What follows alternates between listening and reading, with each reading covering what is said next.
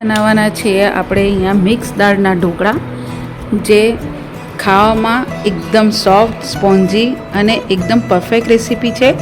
જે ટિફિન, નાસ્તામાં કે પછી સાંજના સમયે હળવું ખાવાનું મન થાય ત્યારે આ ઢોકળા એકદમ જ પરફેક્ટ રેસીપી છે. Hello friends, welcome back to મુક્તિસ kitchen. હું છું મુક્તિ પંડ્યા. તો અહીંયા એકદમ ટેસ્ટી એવા ઢોકળા બનાવવા માટે અહીંયા તમારે ચોખા અને દાળ પલાળવાની છે. અહીંયા મેં 1 કપ જેવી ચોખા લીધેલા છે. અહીંયા તમે કોઈ બી ચોખાનો ઉપયોગ કરી શકો છો, પણ બાસમતી ચોખાનો અહીંયા ઉપયોગ નથી કરવાનો. અને એની સાથે જ અહીંયા મેં 1/4 કપ જેટલી બધી દાળ લીધી છે, જેમાં ચણાની દાળ, અડદની દાળ, મગની પીળી દાળ, મસૂર દાળ, બધી દાળ અહીંયા મેં લીધેલી છે, અને તુવેરની દાળ. અહીંયા આપણે જે ગ્રીન મગ છે એ મેં ખાલી નથી લીધા. બાકી બધી દાળ મેં 1/4 કપ જેવી લીધી છે, જેને તમારે 4 થી 5 કલાક બધું પલાળીને રેડી કરી લેવાનું છે. 4 થી 5 કલાક દાળ પલળી જાય પછી મિક્સર જારના બાઉલમાં તમારે પીસીને રેડી કરવાનું છે. તો એક વખત પીસાઈ જાય પછી જ્યારે બીજી વખત તમે પીસો ત્યારે એમાં તમારે થોડુંક ખાટું દહીં એડ કરવાનું છે, અડધી વાટકી જેટલું. પછી આ રીતે એકદમ સ્મૂથ પેસ્ટ જેવું તમારે ઢોકળાનું પીસીને રેડી કરવાનું છે. તો તમે જોઈ શકો છો કે આપણે ચોખા અને બધી દાળ સરસ રીતે પીસીને આ રીતે રેડી કરી લેવાનું છે. જો તમને ઇન્સ્ટન્ટ બનાવવું હોય તો તમે બનાવી શકો છો, પણ અહીંયા હું 1 થી 2 કલાક માટે આને ફર્મેન્ટ કરવા મૂકી દઈશ, જેથી જે આપણે દહીં એડ કર્યું છે એનો ખટાશ એકદમ સરસ રીતે આવી જાય. તો હુંફાળાની જગ્યાએ તમારે 2 થી 3 કલાક માટે આને મૂકી દેવાનું. તમારે ઇન્સ્ટન્ટ બનાવવું હોય તો તમે બનાવી શકો છો. હવે 2 થી 3 કલાક પછી તમે જોશો તો દાળ એકદમ જ જે આપણે પીસીને રાખ્યું છે ઢોકળાનું, એકદમ આ રીતે ફર્મેન્ટેશન જેવું થઈ ગયેલું હશે.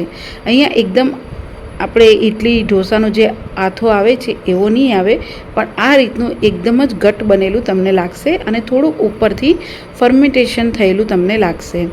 પછી આને તમારે એક વખત આ રીતે હલાવી લેવાનું છે. તમે જોઈ શકો છો કે જ્યારે આપણે પીસ્યું હતું ત્યારે થોડું પતલું હતું, અને જ્યારે આપણે 2 થી 3 કલાક માટે રવા દીધું હતું ત્યારે કેટલું જાડું બની ગયું છે. પછી હવે આપણે આમાંથી જેટલું તમારે બનાવવાનું હોય અને જે પણ રેસીપી તમારે બનાવવી હોય એટલું જ તમારે ઉપયોગમાં લેવાનું. અહીંયા તમારે એકસાથે આ બેટરની અંદર પાણી કે ઈનો કે સોડા નાખીને રવા નહીં દેવાનું, નહીંતર આ બેટર એકદમ જ ખાટું બની જશે. હવે આપણે આની એક વાસણમાં મેં અહીંયા 2 થાળી જેટલા ઢોકળા થાય એટલું મેં બેટરને લઈ લીધું છે. એની અંદર થોડુંક પાણી એડ કરીને આપણે જે ઢોકળાનું બેટર હોય છે એ રીતનું તમારે બનાવીને રેડી કરવાનું છે.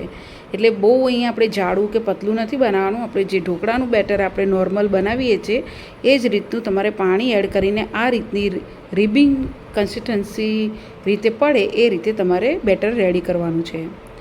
આ રીતે રેડી થઈ જાય પછી તમારે આની અંદર સ્વાદ પ્રમાણે આપણે હવે મીઠું એડ કરીશું.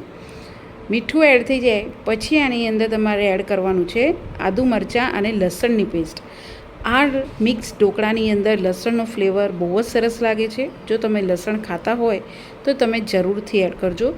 આ મિક્સ દાળના જે ઢોકળા હોય છે એની અંદર લસણનો સ્વાદ ખૂબ જ સરસ લાગે છે, એટલે લસણ થોડુંક વધારે નાખજો અને લીલા મરચાં વધારે નાખજો.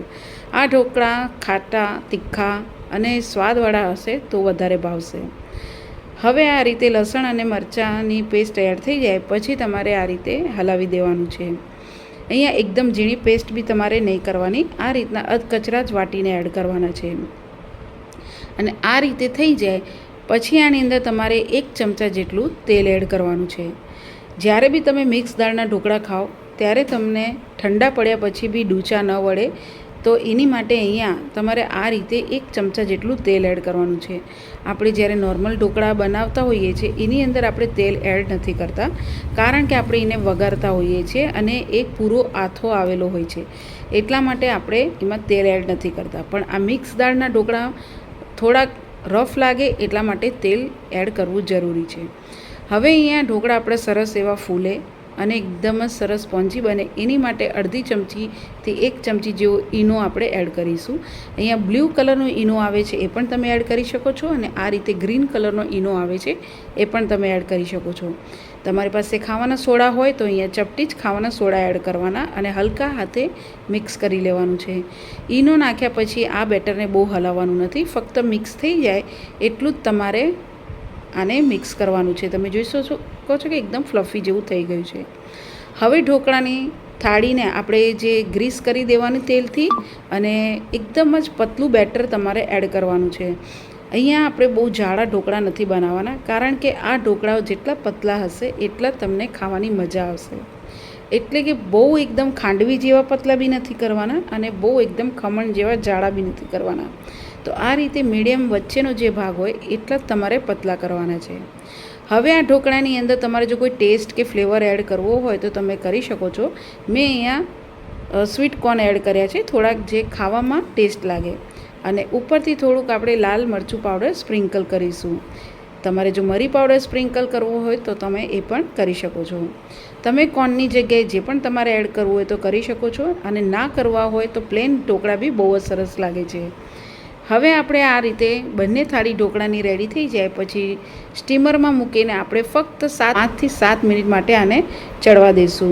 આ ઢોકળાને ચડતા બહુ વાર નથી લાગતી, અને ચડી ગયા પછી આપણે આ રીતે સ્ટીમરમાંથી કાઢી દેવાનું અને રૂમ ટેમ્પરેચર ઉપર ઠંડુ થવા દેવાનું, અને જે સાઇઝમાં તમારે કટ કરવા હોય એ રીતે કટ કરવાનું.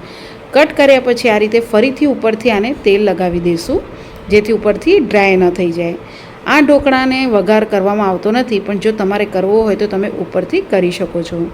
હવે હું તમને કાઢીને બતાવું કે કેવા બન્યા છે. તો તમે જોઈ શકો છો કે ઢોકળા એકદમ ઇઝીલી નીકળી ગયા છે, આગળ પાછળથી સરસ એવા ચડી ગયા છે.